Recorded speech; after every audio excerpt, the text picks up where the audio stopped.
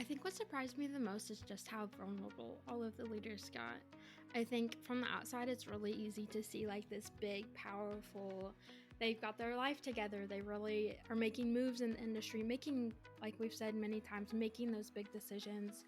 And so they just seem like really out of reach. But then when we get the chance to sit down with them, they're just like human.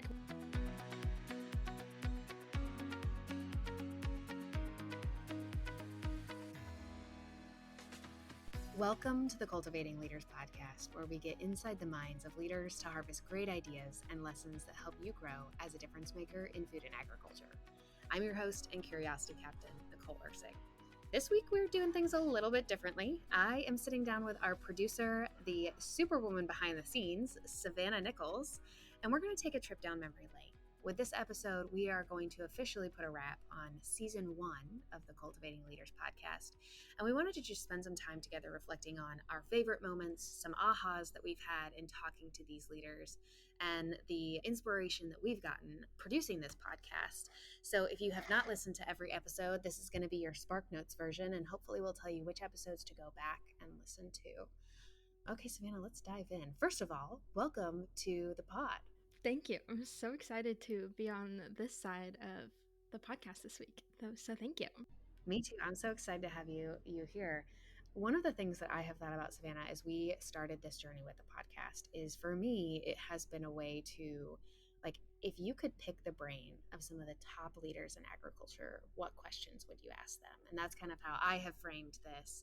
And man, have we gotten to talk to some incredible people. Do you know the number of episodes? I feel bad that I don't. This will be 21.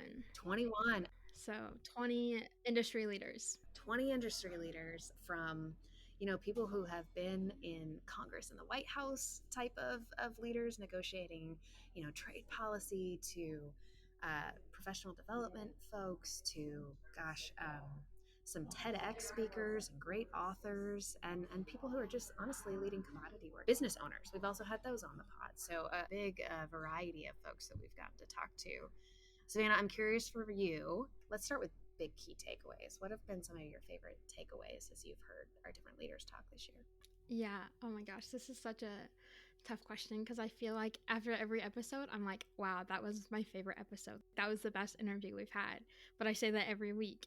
But with that, I think we do have a few good takeaways that a lot of guests have consistently said. I think one that really stands out to me is that being a good person and being a good leader go hand in hand. A lot of our guests have said you have to have these key elements or these key skills to be a good leader. But then if you exhibit these skills, then you're also, in the eyes of others, are seen as a good person. Yeah, and a lot of them talked about self-reflection and how important that piece of it is. Oh gosh, Corey Cachetti, who we just talked to a couple of weeks ago, talking about going on a walk and asking yourself tough questions. Or, as we've talked about to some of these leaders and the hard decisions they've had to make. I know Matt Plitt talked about hiring his own coach. A lot of them have talked about self-reflection and thinking about who you want to be, grounding in those values, and then working to constantly get better to act on. Yeah, lots of self-reflection. I like how you brought up Corey because he was one of my favorite speakers when I was a student at Leaders Conference. And so I was really excited to get to dive in with him for this episode. And he talked a lot about going on walks without anything. And that's really scary, right? Well, taking that into action for ourselves, I've been doing just a 20-minute walk every couple of days. And it's crazy. It actually makes you think, evaluate the things that you're doing every day. So a good little action item for everybody. I love that you've put it into action too, because I'm with you. Thinking about going on a walk or a run without my headphones, I just got a little bit of a stomach ache even thinking about that. But it's really beneficial as a part of self-reflection. One of the takeaways for me, Savannah, has been the ability to deal with pain and painful conversations and painful feedback, or just the humanity of some of these folks who make really tough decisions. So whether it was Diana Kander, who talked about going and interviewing people who basically relationships had soured with, I think people she'd fired and stuff like that, basically doing a survey of hey, our relationship didn't work out professionally. Tell me what's wrong with me, to gather feedback for herself. Or, Juliana just being really honest and vulnerable about her experience in leading meat packers through COVID. And like, yeah, there were some days that I wanted to quit. To the number of folks, whether it's, I think Courtney Dehoff has talked about this and a couple of other of them did, where it's like, yeah, I doubted myself. The shared experience that we all have it's one thing, I think, being courageous is part of being a leader, but also knowing that like courage is moving forward while still feeling fearful or unsure of yourself. It's been so incredible to hear the vulnerability of so many of these folks, knowing that like, hey, just because we see them on a stage or they have a fancy CEO title doesn't mean they don't deal with the same like internal struggles that all of us do. Yeah, I definitely, being like early on in my career, find it really inspiring because like I even have like hard days or like times that I just like don't want to make a lot minor decision than what these leaders are making. I struggle with those, and so it's really inspiring for me to hear them say, yeah, we've had those hard days too, and this is how you overcome it, and you can still beat the hard days. Like you can still like make it to the top or chase your dreams with overcoming these hard days. Mm-hmm. Yeah, it's inspiring to me too, as someone's further on in my career. I'm curious your take on this, but one of the themes that has come up for me is the value of mentorship. And I think we all hear that, right? Like you need a good mentor in your life. But a lot of these folks, we've asked them, like, how did you get where you're at? And so many of them have stories of people who have poured into them or given them a leg up or said, like, hey, I think you would be good at this. Go do it. Just the value of, oh gosh, who was it?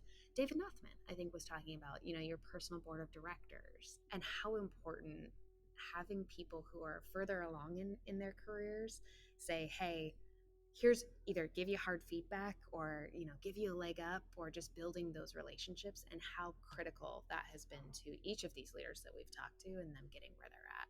Curious your take on it.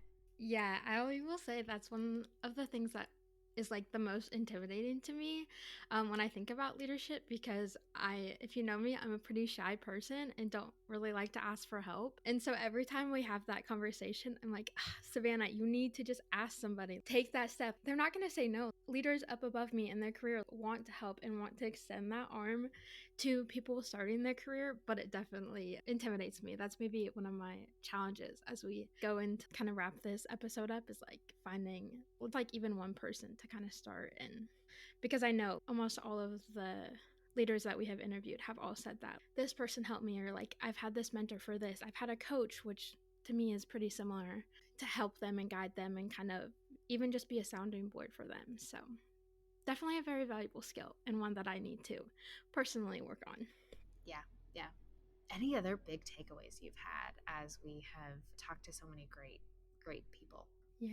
One thing that just like is always encouraging to me, especially where we work a lot with student leaders and kind of that younger generation, next generation, as we like to call them, of agriculture leaders, is they're all super excited. I think sometimes being in that younger generation where you get told, oh, your generation isn't great, you guys don't have the skills or whatever it is to keep advancing the industry. But hearing all these leaders so excited about the future of agriculture and the skills and abilities that my generation is going to bring to this industry and help advance it, and like bring those new technologies and really lean into that and be able to continue to feed the world and all the challenges that come. So that's very encouraging for me. I love that you said that, because it's the other side of mentorship. Is like all of them have talked about the mentors that they have had, and all of them are so willing to like, hey, what can I do for the people coming up behind me to make it easier, to make it better, to help them. Whether it is, talking with Scott Stump, who is talking about the next generation of FFA members, or sneak peek, the first person that we've interviewed for season 2, she talked about this, but creating a more inclusive environment for different types of people in agriculture, whether that be women having an easier time than some of these tenured leaders have had, or just opening up agriculture to a more diverse, different group of people, getting more people at the table. All of these leaders are people who are willing to pull other folks up the ladder as they continue to climb it themselves. Yeah, and it's awesome to see. Mm-hmm. Makes me really excited about the industry that we get to work in. All right, Savannah, I could keep talking about key takeaways as we, stroll down memory lane. What surprised you about this podcast and the people we've talked to? I think what surprised me the most is just how vulnerable all of the leaders got. I think from the outside, it's really easy to see like this big, powerful, they've got their life together. They really are making moves in the industry, making, like we've said many times, making those big decisions. And so they just seem like really out of reach. But then when we get the chance to sit down with them, they're just like human, want to tell their story and want to give advice and little great nuggets of leadership for our listeners to hopefully help make their leadership journey better. Yeah, absolutely. I think I have been surprised at the diversity of the different paths that people have taken to get where they're at. Like, we've talked to a lot of CEOs, a lot of high powered leaders, and there is a lot of different ways to get there. There's not one right path. Some of them I think talked about like they Matt Plitt, I loved his confidence. He's like, yes, I always knew that I wanted to get here and I didn't doubt myself.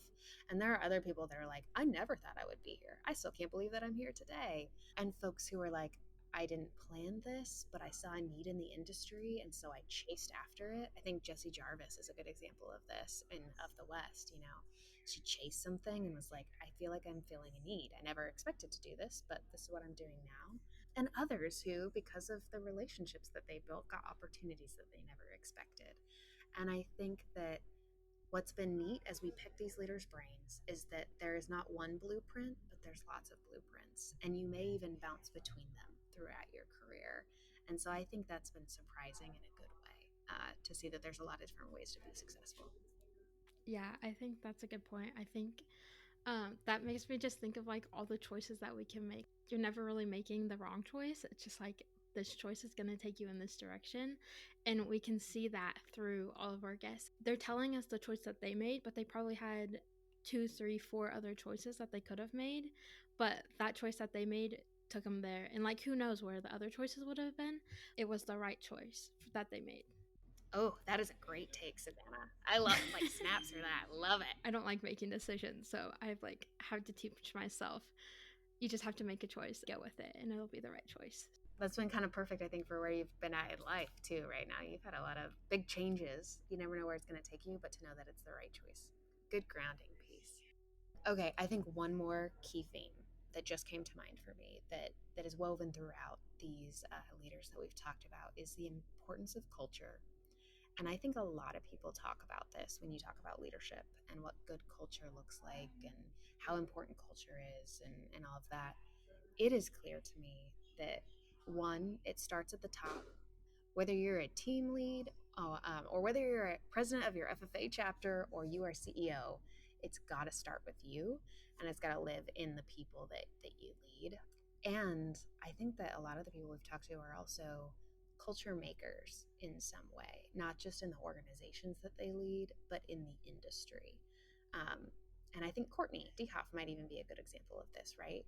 A lot of times, you've heard me say this, I say at AFA, we're working on the culture part of agriculture, which is often the people and the people development piece of it. I think that as I think about the future of agriculture, this gets me very excited in the way that these people have talked about what a good workplace looks like, what leading in agriculture looks like, how we be more welcoming and inviting and have a more diverse group of people at the table, and how that's going to help us be successful as an industry. Yeah, that's definitely something that we talk a lot offline about is the culture. And we've had a lot of, I think every time a guest brings up culture and like how they really focus on like bringing the right culture to their workplace, we always talk about it after like, wow, their take on culture was so cool. And we love how they're bringing like diversity into their culture and like really challenging their employees with diversity and how powerful it is to have a good culture to make your people and your employees like be the best that they can be, because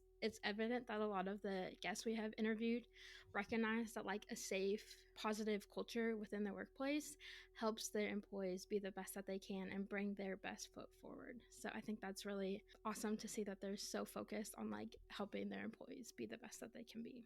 All right, Savannah. So we are putting a wrap on season 1 with this episode, but what can listeners expect for season 2?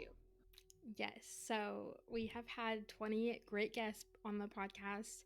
We are kind of putting a wrap on season 1, tying it off with a nice little bow. But we are super excited to kick off season 2. And we have some great guests lined up. You alluded earlier that we have interviewed one of our guests already. And I'm just going to say it might be my favorite episode, but I've said that many times. Same. That conversation was very inspiring, very impactful, and really makes you think.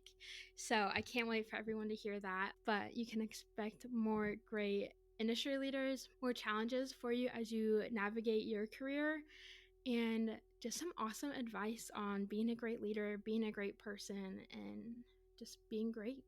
When are we going to come back, Savannah? We're going to take a break. You and I are going to go to Ireland separately. We're not going together. I mean, we do like each other a lot, but we're going separately because go Cats. We're going to go see the Cats play in Ireland, and you're going to go on your honeymoon. So you and I are going to take a break. We're going to go have some fun across the pond. And then when can people expect the Cultivating Leaders podcast to come back? We'll be back October 1st. All right, so we're going to take a month off. We're going to interview some more guests. I'm also going to say to anyone listening, if there is a leader that you want us to interview, we'd love to hear from you. Go ahead and send an email to marketing@agfuture.com if you have a recommended guest that you would like to see us talk to, or a different type of guest. We're always looking for great people to include in this podcast. You can also feel free to message us on social too. That's how you'll get direct contact with Savannah as well. If you send them a DM to any @agfuture, whether we're on LinkedIn, Instagram, TikTok, Facebook, we'd love to hear from you if there's a leader whose brain you'd love for us to pick. All right, Savannah, this would not be a Cultivating Leaders podcast episode without a rapid fire segment. So we are going to both do this. If you could sum up the season in one word, what would it be? My word is growth. My word is, I'm going to do 2, cup filling. This really, every time we interview a leader, this fills my cup, and I feel inspired. If you had to pick a favorite conversation, which one was it and why? Okay, I think I could say so many different ones for different reasons, but if I just look at full scope of it surprised me, it challenged me, I still think about it often, probably our episode with Matt Plitt. I didn't know who he was prior to this, and I was just surprised that all of the great nuggets, the confidence, just his mindset and outlook on being a great leader was very inspiring to me. So I always go back to that one. Oh, Matt's going to love that. Okay, mine is for the same thing of like, I feel like we talked great things about leadership. This person had a great story, but also, at least for me personally, like his experience in agriculture and his take on what the future looks like from a true like farm application standpoint. It's a great episode, and that would be our episode with Teddy McKelly. I still think about it. He's the chief technology officer for Land O'Lakes, and his perspective on how to lead people, how to lead change. He had some really great nuggets on like good coffee recommendations. The man is obviously a foodie, but I constantly think about his take on saying that a lot of farmers are not technically savvy. And he's like, no, farmers are good business people, and that they are going to implement technologies when it's a good business decision. It's our job to make sure that it's a good business decision for them. I still think about that one. Yeah, he had a really neat outlook on just the future and farmers and leadership. It was very good. And again, that's super hard. There's a lot of favorites in there in this season. Okay, what is one interview that challenged you to be a better leader? I think on this one was Juliana Potts with the Meat Institute. She, I think, just being like a powerhouse woman in the ag industry, and just like hearing her story of going just from her early career to now this place and really filling that need within the industry, and all of the just like finding new ways to navigate this industry that's been around for so long. She just has so much class and so much confidence in herself. I was fangirling when we got to chat with her, so I was surprised me because it was so great. You stole mine. I also was going to say Juliana. She is phenomenal. If your brain works like Savannah and mine, and you also love the protein industry, and you haven't listened to Juliana Potts' episode, go do it. So I'm going to pick a different one, and I'm going to say Diana Kander. Her take on dealing with feedback hit me at just such a wonderful time in my own career journey, and her just like perseverance. She has such an incredible story. Being an immigrant from, I feel really bad, I might get this wrong, I think she's from Ukraine, immigrating to the United States, and the good that her and her husband do, and the way that she challenges people to think differently. Man, Diana's episode really inspired me and motivated me in a lot of ways to think about myself as a leader differently and to lead differently. Yeah, she was awesome. What is a leadership tool you have taken, or at least is on your list? And you can't take the walk because you've already done that one. But we've had a lot of people recommend different tools or different ideas or that kind of thing. What's a tool that you have tangibly gotten from our guests? Okay. I think one of the biggest tools that I gained is just be so in tune with where you're at, but also like aspire for the next thing. We've had a couple conversations around this idea. The job that you have now is like where you're supposed to be, and you're probably in it because you haven't learned everything that you need to be and that you need to learn, and like there's still more room for you to grow in where you're at, but that shouldn't stop you from like growing and continuing to look into the future and like setting big dreams and setting big goals so that you have something to reach that's maybe 2, 3, 4 steps ahead of where you are today. Oh, such a good take, Savannah. We have someone so smart behind the Cultivating Leaders podcast. But that was a good one. You're right. Several of them mentioned, like, love where you're at in your career. Love the job you have now. I think Courtney at BASF said that. I think maybe Teddy said that too. Yeah, good take on a tool. Now mine feels silly compared to yours because that was so profound. Because I was going to say, I'm a reader, and I believe leaders are readers.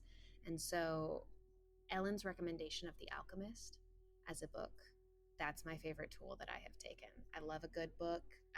She talked about how she reads it once a year.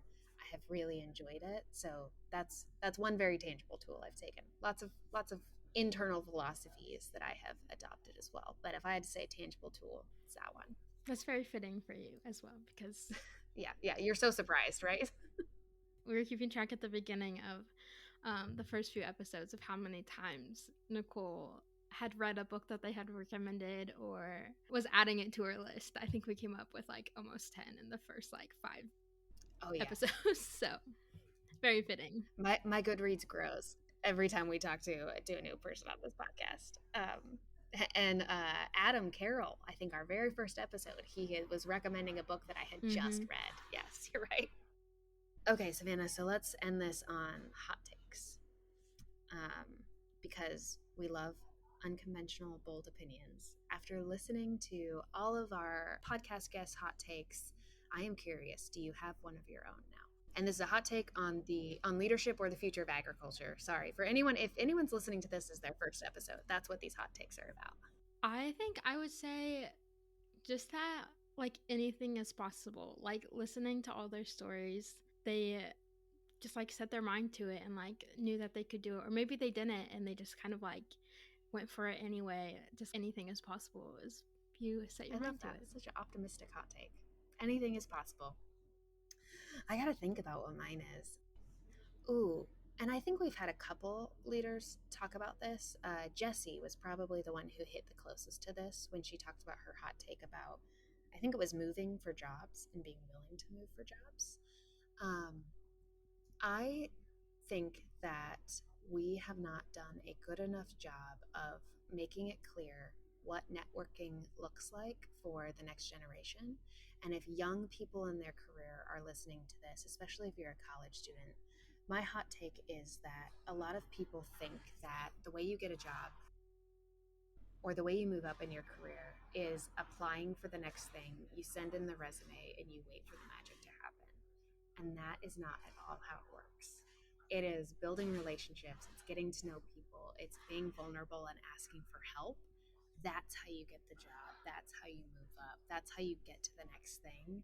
And I think in this world of like AI, and I see so many young people frustrated of like, I got the college degree, I applied for the jobs, I haven't heard back. What's next? Like, what am I doing wrong? And it's networking, like I think a lot of us, you get the boomer advice, and this is not to call out boomers, but like go into that office and shake someone's hand when you drop off your resume. That doesn't work anymore. But being in the industry and going to events and getting to know people and talking to them and sitting down and having dinner with them. Or gosh, Katie, our guest, talked about the power of golf. That doing those things and having those conversations is how you get the job. It's how you move forward. It's not just having, I'm not saying that resumes aren't important, because they are, but that's how you break through. And my hot take is that I think there's a lot of people out there who have so much potential to be successful, but are waiting for it to feel like the boxes have been checked. I followed the rules. Now, where's my cookie? Here, where's my reward? And it's like, now you got to go out there and make it with real life people and real life conversations. Dang, that was hot, spicy. I liked it.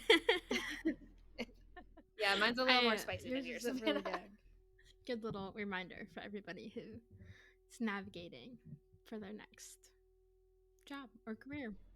Yeah, the job market's weird right now, but I think there's more that people could be doing, and that, in this Zoom world, and I say this as someone who works from home, and has for 3 out of the 4 jobs of my career, you can still do a lot of relationship building from behind a computer. It can happen. A simple email. We've heard a lot of that. Ooh. Just send a simple email. Oh, yeah.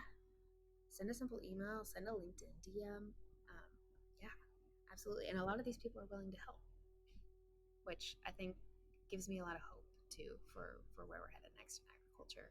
And for anyone who feels like they're struggling, or whether it's trying to get a job or just trying to get to the next thing, or struggling to love where they're at, there's a lot of people out there willing to help.